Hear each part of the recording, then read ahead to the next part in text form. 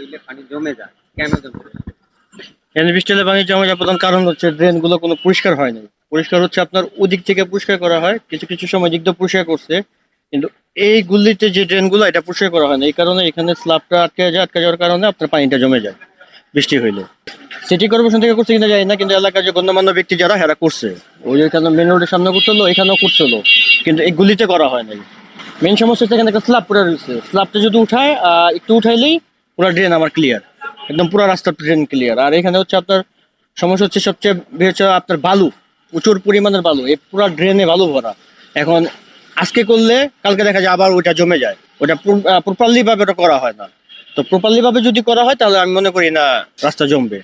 আর এমনি দুই সাইডের রাস্তা উঁচা হওয়াতে আমাদের রাস্তা নিচে হয়ে গেছে, ওই দুই সাইডের যে পানিটা আমাদের রাস্তায় এসে পড়ে, এই জন্য আমাদের আরো সমস্যার বিষয় হচ্ছে। আপনাদের এই কাছে আপনার কি চাচ্ছেন? এমপির কাছে কি চাবো, আমাকে উন্নত করতেছে, দেখলাম ওই যে আমাদের রবিন সাহেব তো দেখলাম যে ওনার লোক দ্বারা করতেছে। এখন আমি তো আর ওই আমাদের যে এমপি সাহেব ওনাকে তো আমি দেখিনি এখনো, রবিন সাহেবকে আমি দেখছি ওনার লোক দিয়ে উনি করতেছে।